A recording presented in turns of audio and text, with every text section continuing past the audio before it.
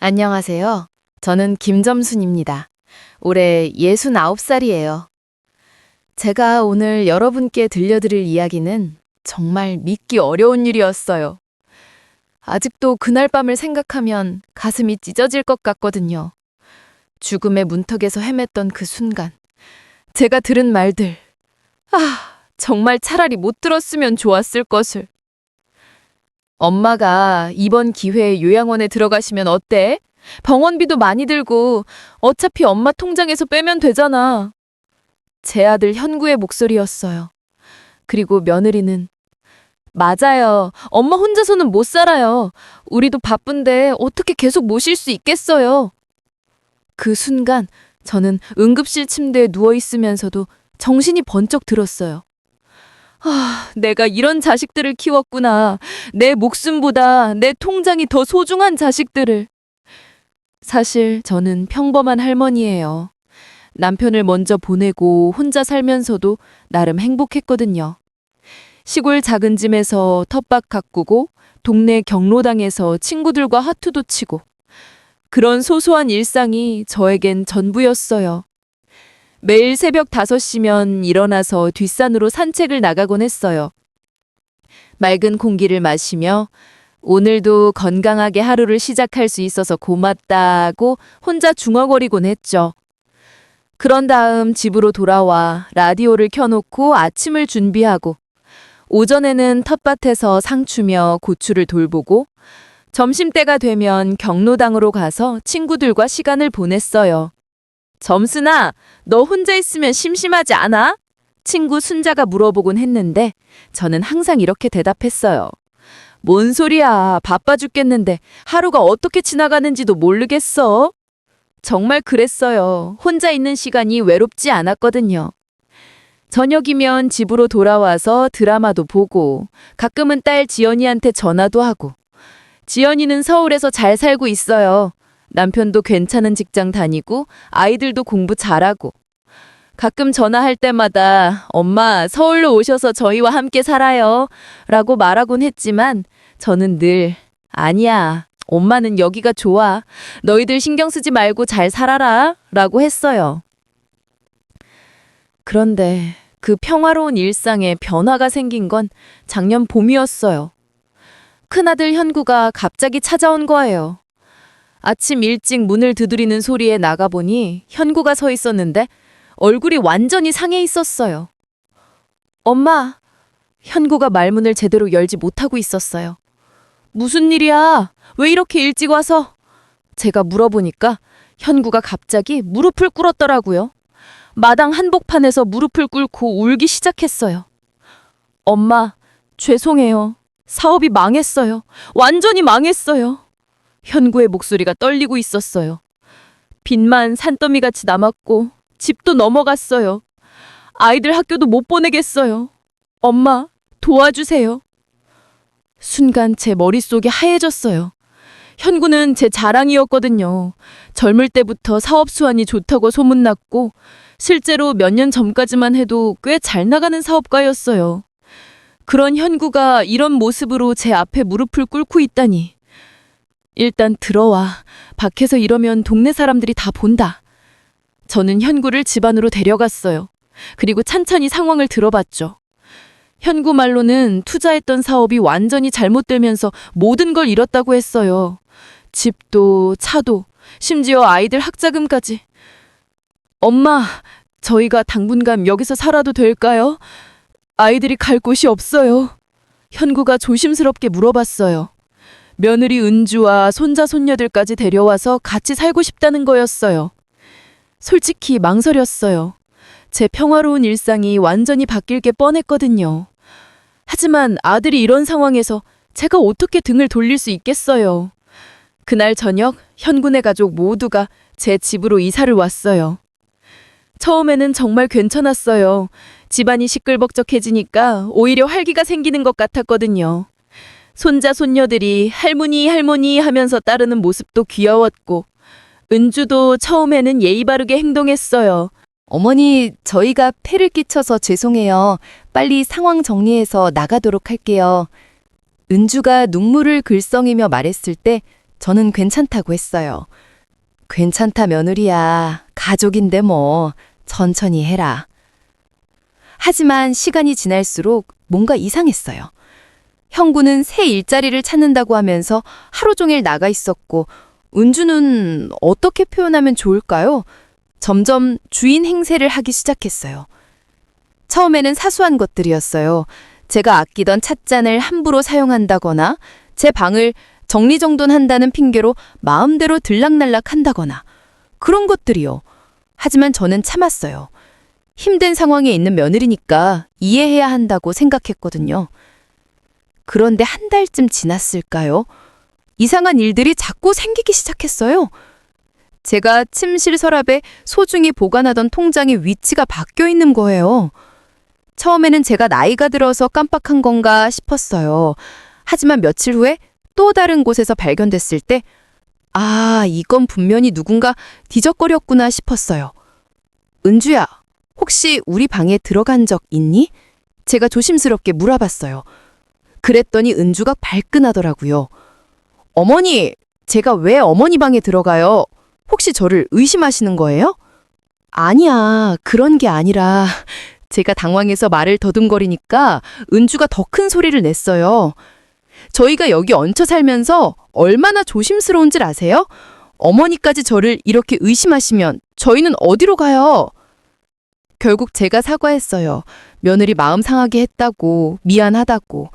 그런데 그날 밤 은주가 현구한테 하는 말을 우연히 들었어요. 당신 엄마 정말 이상해요. 저를 도둑 취급하고 우리가 얼마나 힘든 상황인데 어떻게 그럴 수 있어요? 은주의 목소리가 들렸어요. 형구가 대답했어요. 미안해 여보. 엄마도 혼자 오래 사셔서 그래. 조금만 참아줘.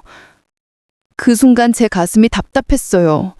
며느리가 제 물건을 뒤지고 있는 게 분명한데 오히려 제가 나쁜 사람이 된 것 같았거든요. 하지만 어떻게 할 수가 없었어요. 현군네 가족이 갈 곳이 없는 상황에서. 시간이 더 지날수록 상황은 악화됐어요. 은주는 아예 집안에 실권을 쥐려고 했어요. 어머니, 요즘 물가가 많이 올랐는데 생활비가 부족해요. 어머니 통장에서 조금씩 써도 될까요? 이런 식으로 직접적으로 요구하기 시작했어요. 저는 당황했어요. 제 통장에 있는 돈은 평생 모은 돈이었거든요. 남편과 함께 조금씩 모은 돈이고 나중에 아플 때나 급한 일이 생겼을 때를 대비해서 아껴둔 돈이었어요. 그런데 생활비로 쓰자고 하니 은주야, 그 돈은 제가 말하려고 하니까 은주가 눈을 흘기더라고요. 어머니, 저희가 지금 얼마나 힘든 상황인지 아시잖아요. 아이들 밥도 제대로 못 먹이고 있어요. 어머니 혼자 그 큰 돈 가지고 계셔서 뭐해요? 그때 현구도 거들었어요. 엄마, 저희 정말 급해요. 아이들 학용품도 사야 하고 당분간만 도와주세요. 제가 일자리 구하면 바로 갚을게요. 결국 저는 통장을 내줄 수밖에 없었어요. 하지만 조건을 달았어요. 꼭 필요한 것만 쓰고 얼마 썼는지 말해줘라. 그랬더니 은주가 당연하죠 어머니 하면서 환하게 웃었어요. 하지만 그게 시작이었어요.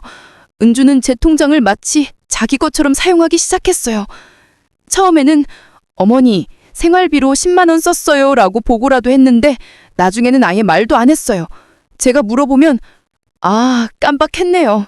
아이들 학용품 사고 시장 보고 이것저것 했어요. 이런 식으로 대충 넘어가더라고요. 더 기가 막힌 건 제 물건들까지 노리기 시작한다는 거예요.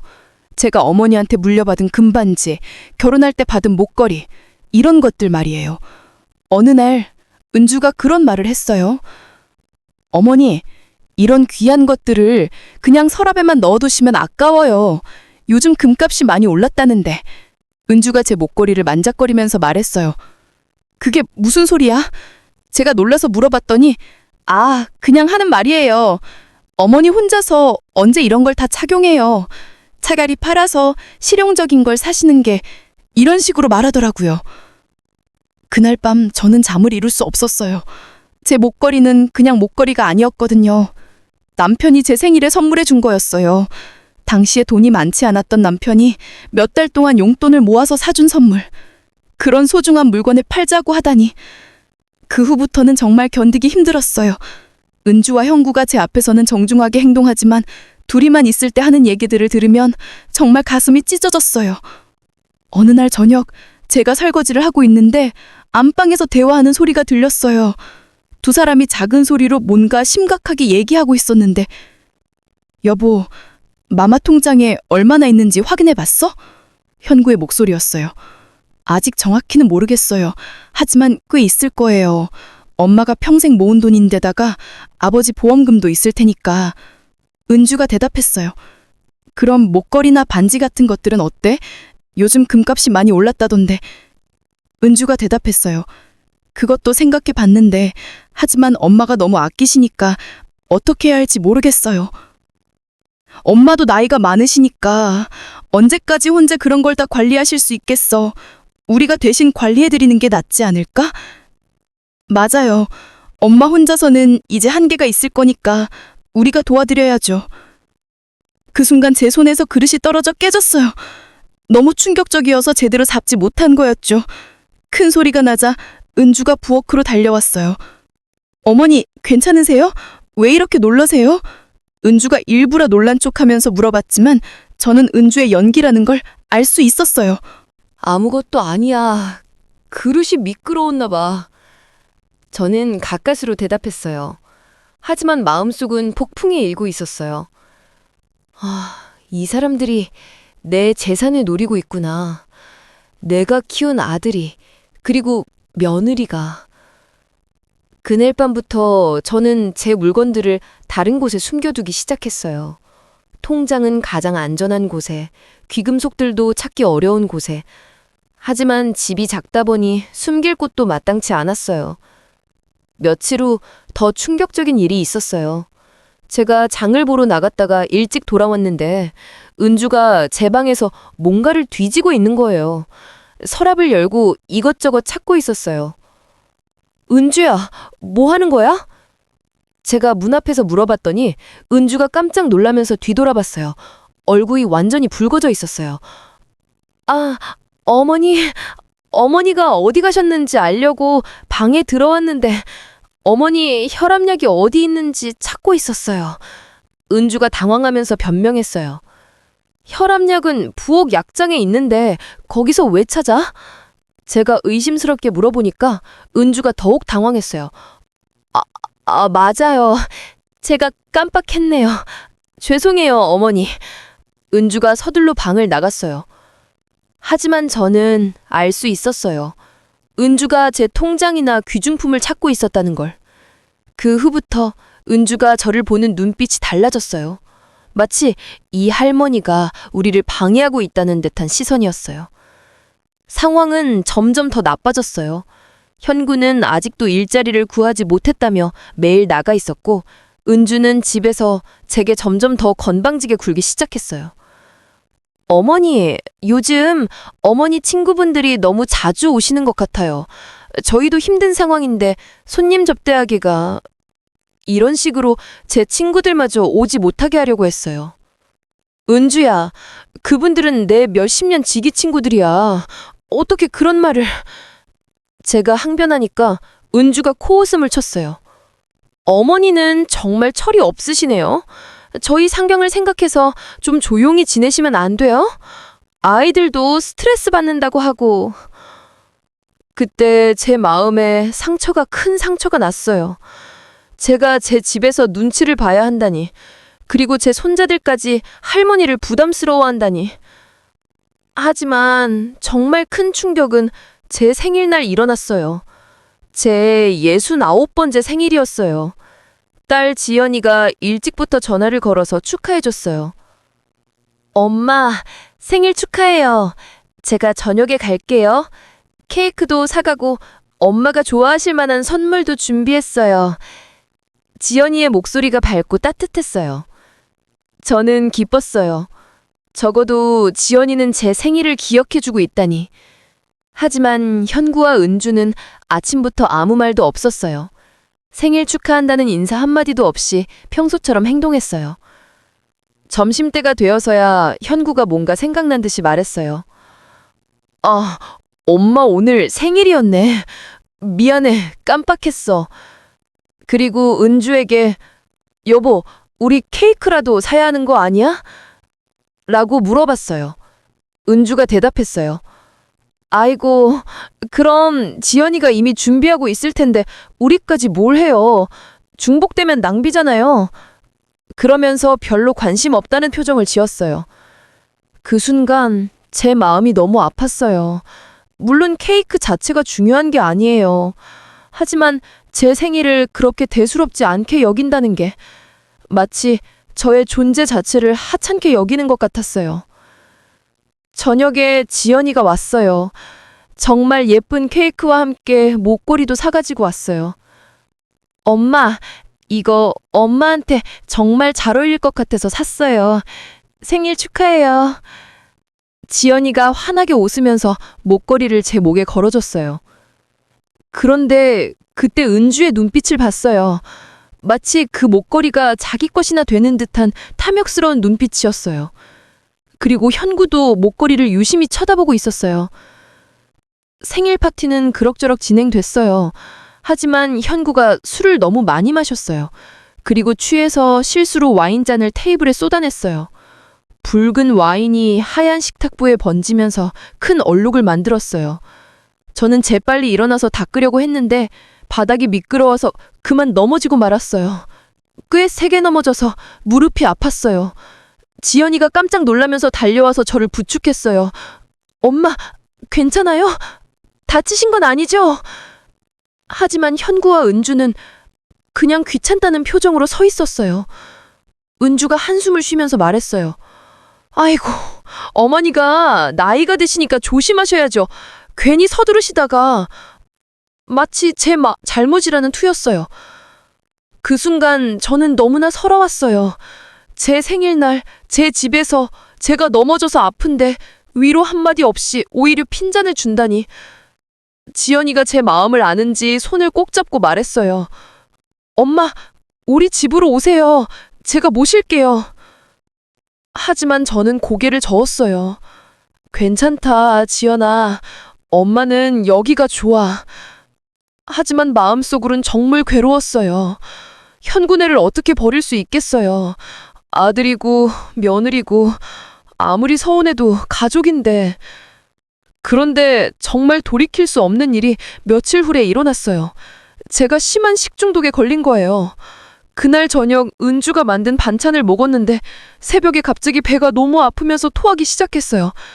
처음엔 체한 줄 알았는데 시간이 지날수록 더 심해졌어요. 온몸이 차갑고 식은땀이 나면서 정말 죽을 것 같았어요. 화장실에 가려고 일어나려는데 다리에 힘이 하나도 안 들어가더라고요. 그만 화장실 앞에서 쓰러지고 말았어요. 의식이 흐려지면서 이번엔 정말 죽는구나 싶었는데 그때 들린 목소리가 정말 잊을 수 없어요. 현구의 목소리였어요.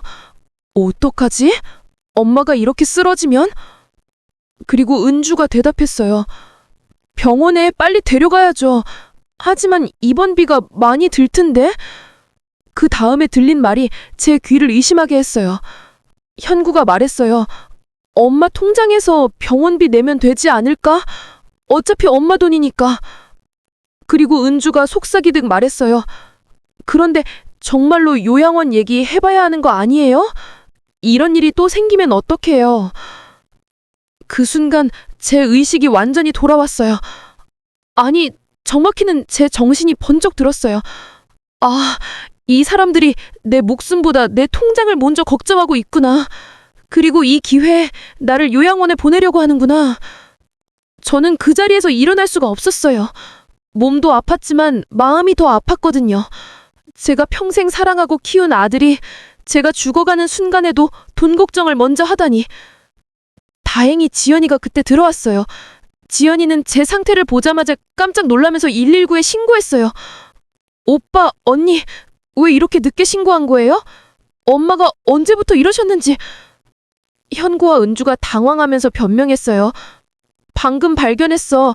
우리도 놀라서 어떻게 해야 할지 몰라서. 하지만 지연이는 이상하다는 표정이었어요. 응급실로 이송되는 구급차 안에서도 저는 현구와 은주의 대화를 들었어요. 지연이는 제 옆에서 제 손을 꼭 잡고 있었는데 현구와 은주는 뒤쪽에 앉아서 작은 소리로 무슨 얘기를 하고 있었어요. 병원비가 얼마나 나올까? 은주의 목소리였어요. 현구가 대답했어요. 많이 나오겠지. 하지만 엄마 통장에서 내면 되니까. 그리고 은주가 말했어요. 그런데 정말로 요양원 얘기 해봐야 하는 거 아니에요? 이런 일이 또 생기면 어떡해요? 그 순간 제 눈에서 눈물이 흘렀어요. 지연이가 엄마 아파요? 조금만 참아요. 하지만 저는 몸이 아픈 게 아니라 마음이 아팠어요. 병원에서 검사를 받은 결과 심한 식중독이었어요. 의사가 말하길 조금만 늦었으면 정말 위험했다고 했어요. 다행히 빨리 발견해서 치료를 받을 수 있었다고. 하지만 입원을 해야 한다고 했어요. 며칠 동안은 병원에서 지켜봐야 한다고. 그때 현구가 의사에게 물어봤어요. 입원비가 얼마나 나올까요? 의사가 대답하기도 전에 은주가 끼어들었어요. 보험 적용되는 거죠? 본인 부담금만 내면 되는 거죠? 지연이가 현구와 은주를 이상하게 쳐다봤어요. 오빠, 언니, 지금 엄마가 아픈데 돈 얘기부터 하는 게 맞나요? 하지만 현구가 변명했어요. 아니야, 지연아. 우리도 상황이 어려워서. 그날 밤 병원실에서 제가 잠든 척하고 있을 때 세 사람이 복도에서 얘기하는 소리가 들렸어요. 지연이가 현구에게 뭔가 따지는 것 같았어요. 오빠, 엄마한테 무슨 일이 있었던 거예요? 왜 이렇게 갑자기 아프신 거죠? 지연이의 목소리에 의심이 섞여 있었어요. 현구가 대답했어요. 그냥 식중독이래. 뭘 잘못 드셨나 봐. 그러자 지연이가 말했어요. 그런데 오빠는 왜 아무렇지 않아요? 언니도 멀쩡하고 엄마만 이렇게 아픈 게 이상하지 않아요? 은주가 벌끈 일었어요. 지연 씨, 그게 무슨 말이에요? 설마 저희를 의심하는 건가요? 지연이가 대답했어요. 의심하는 게 아니라 이상하다는 거예요. 며칠 전에 전화했을 때도 엄마 목소리가 이상했고. 현구가 끼어들었어요. 지연아, 엄마가 나이가 드시니까 이런 일이 생기는 거야. 우리도 걱정되긴 하지만 사실 계속 모시기가 힘들어. 그리고 조심스럽게 말했어요. 엄마를 좋은 요양원에 모시는 게 어떨까? 지연이가 깜짝 놀란 목소리로 말했어요. 요양원이요? 엄마가 실형하실 텐데요? 그리고 엄마는 아직 건강하시잖아요. 은주가 대답했어요. 건강하다고요? 오늘 이런 일이 생겼는데요? 혼자 계시면 더 위험할 수도 있어요. 지연이가 단호하게 말했어요. 그럼 제가 모실게요. 엄마를 우리 집으로 모셔갈게요. 그러자 현구와 은주가 당황했어요. 아니야, 지연아. 너도 아이들 있고 바쁜데 어떡해? 오빠야말로 왜 갑자기 요양원 얘기를 해요? 엄마가 얼마나 서러워하실지 생각해 봤어요? 지연이의 목소리가 떨리고 있었어요. 그 대화를 들으면서 저는 가슴이 찢어지는 것 같았어요. 현구는 정말로 저를 요양원에 보내려고 하고 있었고, 은주는 그것을 부추기고 있었고, 오직 지연이만이 저를 걱정해주고 있었어요. 며칠 후 퇴원할 때 지연이가 또 말했어요. 엄마, 우리 집으로 오세요. 제가 모실게요. 하지만 저는 또 거절했어요. 왜 그랬는지 지금 생각해봐도 모르겠어요. 아마도 현구를 완전히 포기할 수 없었던 것 같아요. 집으로 돌아온 후에도 현구와 은주의 태도는 변하지 않았어요. 오히려 더 노골적으로 저를 부담스러워했어요. 엄마, 이번 병원비가 꽤 나왔어요. 앞으로는 건강관리 좀 잘하세요. 라고 은주가 말했어요. 그리고 며칠 후 결정적인 일이 일어났어요. 제가 밤늦게 화장실에 가려고 일어났는데 현구와 은주가 거실에서 무슨 서류를 보면서 얘기하고 있었어요. 저는 조용히 가까이 가서 들어봤어요. 은주가 말하고 있었어요. 이 집 명의도 어머니 이름으로 되어 있고 통장도. 우리가 계속 이런 식으로 살 수는 없어요. 어머니한테 미리 정리하자고 얘기해야 해요. 현구가 대답했어요. 엄마가 쉽게 동의하실까? 특히 집은... 은주가 말했어요. 동의 안 하시면 어떡해요? 어머니 나이도 많으시고 이번에 병원에도 입원하셨잖아요. 혼자서는 관리 못 하신다고 설득하면 되죠. 그리고 만약에 어머니한테 무슨 일이라도 생기면 상속 문제도 복잡해질 수 있어요. 미리 정리하는 게 좋을 것 같아요.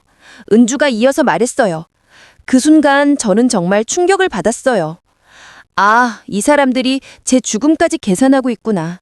제가 언제 죽을지도 모르는데 벌써 상속 얘기를 하고 있다니. 저는 조용히 제 방으로 돌아갔어요. 그리고 그날 밤 잠을 한숨도 못 잤어요. 머릿속에서 온갖 생각이 다 들었어요. 내가 이런 자식을 키웠나? 내가 뭘 잘못했나? 어떻게 이런 일이 생겼나? 그리고 결심했어요. 더 이상은 안 되겠다. 나도 뭔가 해야겠다. 다음 날 아침 저는 현구와 은주에게 말했어요. 현구야, 은주야, 우리 앉아서 얘기 좀 하자. 두 사람이 무슨 일인가 싶어서 거실로 나왔어요. 엄마가 나이도 많고 이번에 아프기도 했으니까 앞으로 일을 정리해야 할 것 같아. 제가 말하자 현구와 은주의 눈이 반짝였어요. 아, 드디어 엄마가 마음을 바꾸셨구나 하는 표정이었어요. 엄마, 좋은 결정이세요. 저희가 도와드릴게요. 은주가 환하게 웃으면서 말했어요. 현구도 엄마 걱정 마세요. 모든 걸 저희가 알아서 할게요. 하지만 제가 이어서 한 말에 두 사람의 표정이 급변했어요. 그래서 결정했어. 나는 요양원에 들어갈 거야. 그리고 내 재산은 잠깐 멈춘 후에 말했어요. 대부분 사회에 기부할 거야. 네? 은주가 깜짝 놀라면서 물어봤어요. 현구도 당황한 표정이었어요. 엄마, 그게 무슨 말씀이에요? 내 평생 모은 돈으로 불우한 이웃들을 도울 거야. 그게 가장 미밍 있는 일인 것 같아. 저는 차분하게 말했어요. 그리고 집도 팔아서 그 돈도 기부할 거고. 은주가 벌떡 일어나면서 소리쳤어요. 어머니, 그럼 저희는 어떡해요? 저희도 힘든 상황인데? 현구도 당황해서 말했어요. 엄마, 너무 성급하게 결정하지 마세요. 가족끼리 의논했어. 가족? 제가 현구를 쳐다보면서 말했어요. 현구야, 너는 언제부터 내 돈을 가족 돈이라고 생각했니? 이 집도 내 통장에 있는 돈도 모두 내 것이야. 내가 어떻게 하든 내 자유야. 은주가 흥분해서 말했어요. 어머니, 너무하시는 거 아니에요? 저희가 어머니를 얼마나 정성껏 모셨는데. 저는 은주를 차갑게 쳐다봤어요. 정성껏? 내 통장 뒤지고 내 귀금속 탐내는 게 정성이야? 현구가 당황해서 말했어요. 엄마, 그런 게 아니에요. 저희가 언제... 저는 손을 들어서 현구의 말을 막았어요. 현구야, 엄마가 죽어가고 있을 때 병원비 걱정부터 했던 게 누구야? 요양원에 보내자고 한 게 누구고? 두 사람이 할 말을 잃었어요. 제가 모든 걸 다 들었다는 걸 알거든요. 저는 이어서 말했어요. 이제 알았지? 엄마가 바보가 아니라는 걸. 너희가 뭘 원하는지 다 알고 있어. 그날 밤 오후 저는 지연이에게 전화를 걸었어요. 지연아, 엄마 좀 보러 올 수 있니? 지연이가 제 목소리가 이상한 걸 알아차렸나 봐요. 엄마, 무슨 일 있어요? 바로 갈게요. 지연이가 와서 제 얘기를 듣고 눈물을 흘렸어요. 엄마, 왜 그런 걸 혼자 참으셨어요? 진작 말씀하시지. 저는 지연이의 손을 잡고 말했어요. 지연아, 엄마가 요양원에 들어가려고 하는 거야. 지연이가 놀라서 말했어요. 엄마, 안 돼요. 제가 모실게요. 우리 집으로 오세요. 하지만 저는 고개를 저었어요. 아니야, 지연아. 엄마는 이제 아무한테도 짐이 되기 싫어. 요양원에서 편하게 살고 싶어. 그럼 오빠하고 언니는요? 지연이가 물어봤어요. 저는 씁쓸하게 웃었어요. 그 사람들은 내 돈만 원했어. 내 사람은 원하지 않았어. 며칠 후 저는 정말로 요양원에 들어갔어요. 그리고 변호사를 만나 유언장을 작성했어요. 제 재산의 대부분은 사회복지재단에 기부하기로 했어요. 현구에게는 최소한만 남겨뒀고 지연이에게는 좀 더 많이 남겨뒀어요. 현구와 은주는 제가 요양원에 들어간다고 하니까 처음에는 말리더니 나중에는 오히려 좋아했어요. 엄마가 전문적인 케어를 받으시는 게 좋을 것 같아요. 라고 은주가 말했어요. 하지만 제가 재산을 기부한다는 얘기를 듣고는 완전히 돌변했어요. 현구가 찾아와서 울면서 빌었어요. 엄마, 제가 잘못했어요. 용서해주세요. 다시 모실게요. 은주도 같이 와서 어머니, 저도 잘못했어요. 어머니를 정말 모시고 싶었는데 제가 서툴렀나 봐요. 하지만 저는 이미 마음을 정했어요. 현구야, 너무 늦었어. 엄마 마음 상한 건 돌이킬 수 없어. 현구가 계속 매달렸지만 저는 끝까지 고집을 부렸어요. 요양원에서의 생활은 생각보다 나쁘지 않았어요. 비슷한 처지의 할머니들과 친구가 돼서 서로 위로도 하고 취미생활도 했어요. 그림도 그리고 노래도 부르고 오히려 집에 있을 때보다 마음이 편했어요. 현구는 처음 몇 달간은 자주 찾아왔어요. 그때마다 유언장을 바꿔달라고 졸랐어요. 엄마, 제가 정말 반성했어요. 다시 한 번만 기회를 주세요. 하지만 저는 단호했어요. 그런데 시간이 지나면서 현구의 방문 횟수가 줄어들었어요. 한 달에 한 번, 두 달에 한 번, 나중에는 아예 오지 않았어요. 아마도 제가 마음을 바꿀 가능성이 없다는 걸 깨달은가 봐요. 반면에 지연이는 일주일에 두 번씩 꼬박꼬박 찾아왔어요.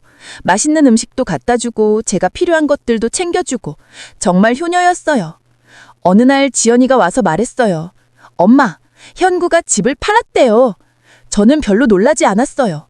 예상했던 일이었거든요. 그래? 어디로 이사했대? 작은 아파트로 이사했다고 하던데 엄마한테 인사도 안 하고 그냥 이사했어요.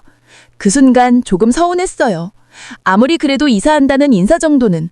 하지만 이미 돌이킬 수 없는 일이었어요. 요양원에서 지낸 지 1년이 지난 무렵 뜻밖의 일이 일어났어요. 현구가 갑자기 찾아온 거예요. 그런데 예전과는 완전히 달라 보였어요. 머리도 많이 새고 얼굴도 많이 여위었어요. 엄마, 현구가 제 앞에서 눈물을 흘렸어요. 정말 죄송해요. 제가 너무 못된 아들이었어요. 저는 현구를 쳐다봤어요. 뭔가 달라 보였어요. 예전에 그 계산적인 모습이 아니라 정말 후회하는 것 같았어요. 현구야, 무슨 일 있었니? 제가 물어보니까 현구가 고개를 숙이고 말했어요. 아니에요, 엄마. 저는 이늘가 저를 버리고 갔어요. 다른 남자와. 저는 놀랐어요. 그런 일이 있었다니. 아이들은 제가 걱정되어 물어봤어요. 아이들은 의누리가 데려갔어요. 저는 이제 정말 혼자예요. 현구가 울면서 말했어요. 그 순간 저는 복잡한 감정이 들었어요. 현구가 당한 일이 안타깝기도 하고 한편으로는 인과응보라는 생각도 들고. 현구야, 그래서 엄마한테 온 거야? 제가 물어보니까 현구가 고개를 저었어요. 아니에요, 엄마. 저는 그냥 사과하러 온 거예요. 엄마한테 용서받고 싶어서. 현구가 계속 말했어요. 제가 엄마를 정말 못되게 대했어요. 엄마 돈만 생각하고 엄마 마음은 전혀 생각하지 않고 정말 바보 같은 짓을 했어요. 저는 현구를 바라봤어요.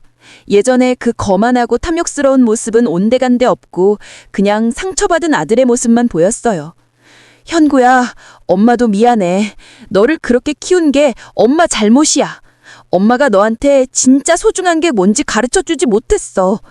현구가 고개를 들고 저를 봤어요. 엄마, 현구야, 엄마가 용서해줄게. 하지만 유언장은 제가 말하려는데 현구가 손을 저었어요. 됐어요, 엄마. 그런 얘기 하지 말아요. 저는 그냥 엄마와 화해하고 싶을 뿐이에요. 그날부터 현구가 다시 찾아오기 시작했어요. 하지만 예전과는 완전히 달랐어요.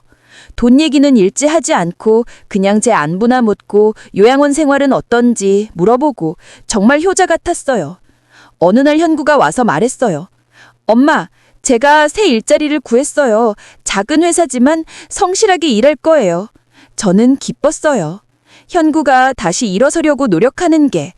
그리고 몇 달 후 현구가 또 찾아와서 말했어요. 엄마, 제가 새로 만난 어머님, 현구 씨 얘기 많이 들었어요. 어머님을 정말 뵙고 싶었어요. 수진 씨가 말했어요. 그리고 제가 좋아할 만한 과일도 사가지고 왔고 제 손도 꼭 잡아주면서 안부를 물어봤어요. 저는 수진 씨가 좋았어요. 은주와는 완전히 다른 사람이었어요. 진심으로 저를 대하는 게 느껴졌거든요. 수진 씨, 현구가 많이 힘들었을 텐데 잘 챙겨주셔서 고마워요. 제가 말했더니 수진 씨가 대답했어요. 어머님, 현구 씨는 정말 좋은 사람이에요. 과거에 실수가 있었을지 모르지만 지금은 정말 달라졌어요. 그날 저는 현구와 수진 씨를 보면서 생각했어요. 아, 현구가 정말로 변했구나. 그리고 좋은 사람을 만났구나. 시간이 더 지나고 현구와 수진 씨가 결혼하겠다고 말했을 때 저는 정말 기뻤어요. 엄마 축복받고 싶어요.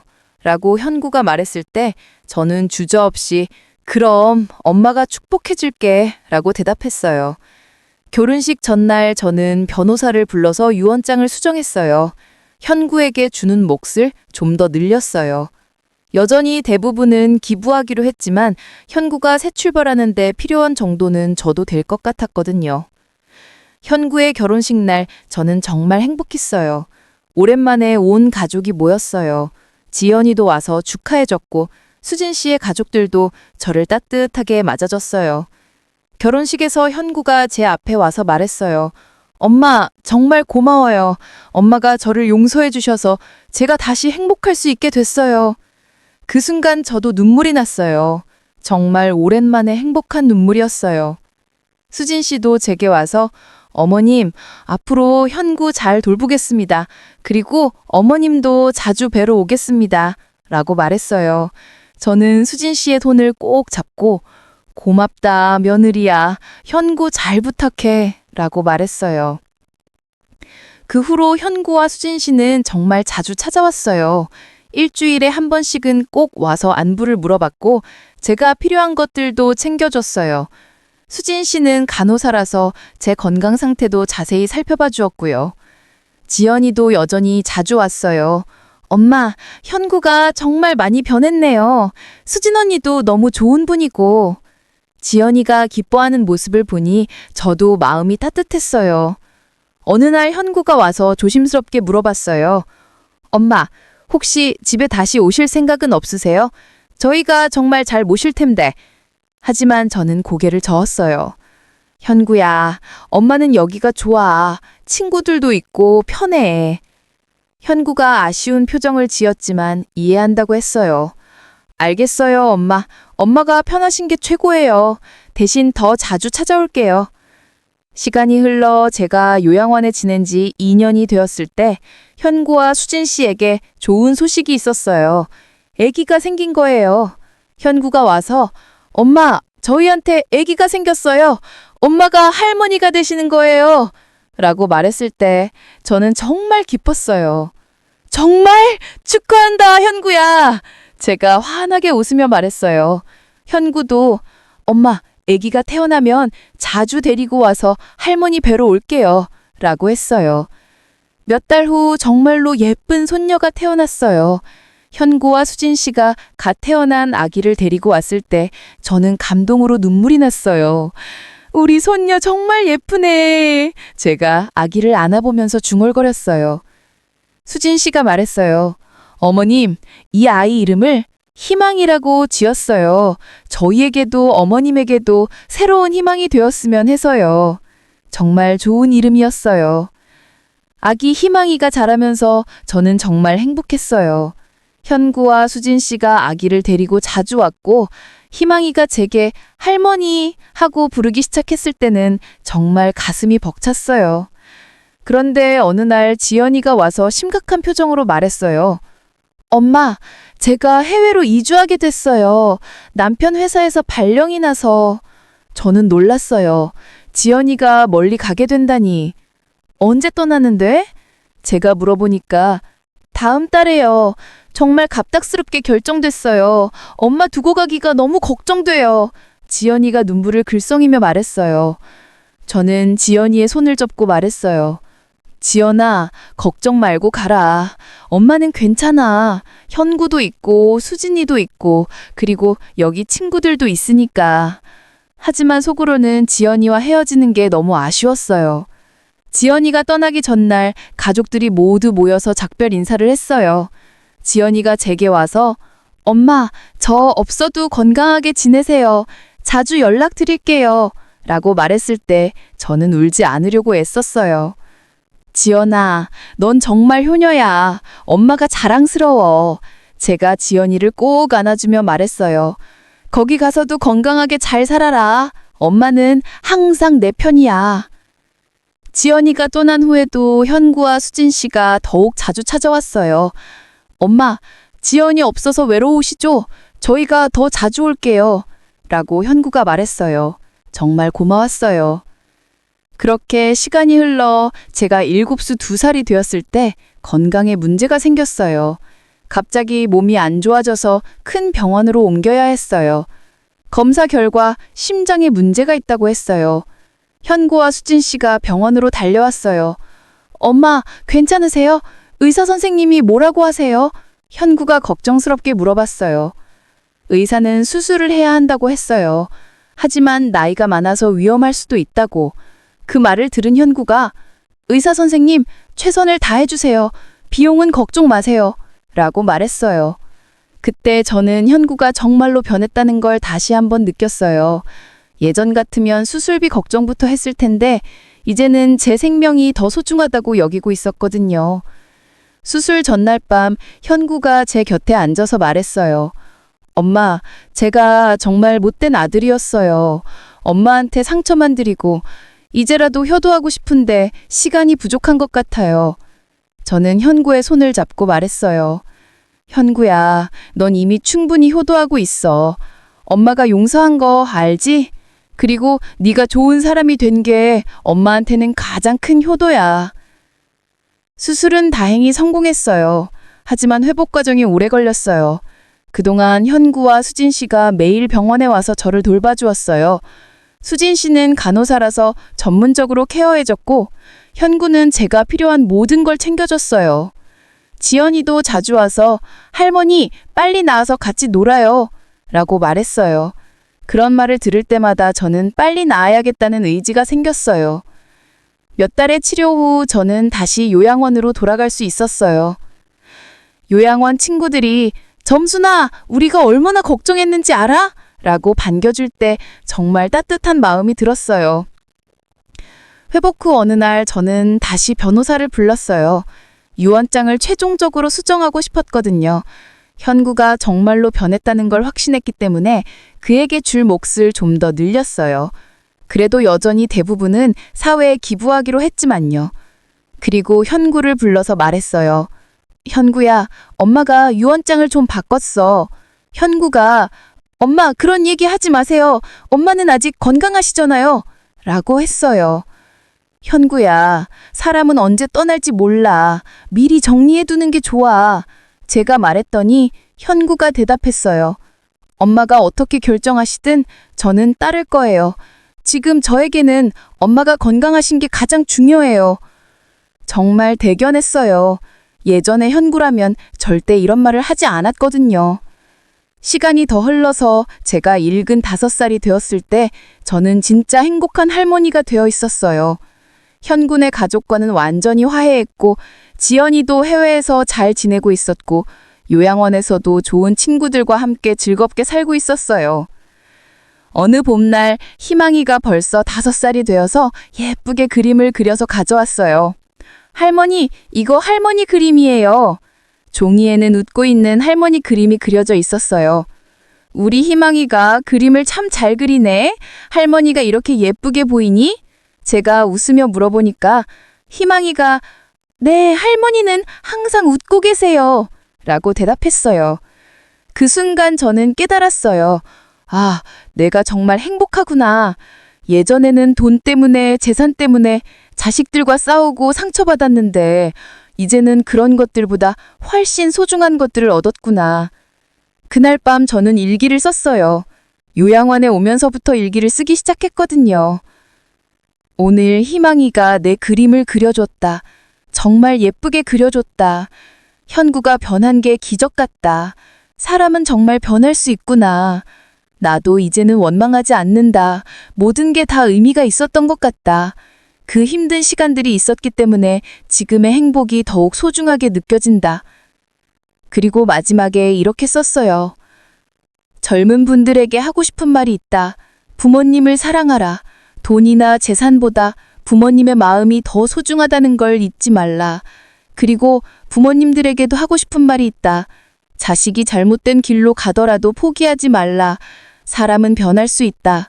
사랑과 인내가 있으면 언젠가는 변할 수 있다. 내 인생을 돌이켜보면 정말 파란만장했다. 하지만 후회는 없다. 모든 일이 다 의미가 있었고 결국에는 행복한 결말을 맞을 수 있었다. 지금 힘든 상황에 있는 분들도 희망을 잃지 말라.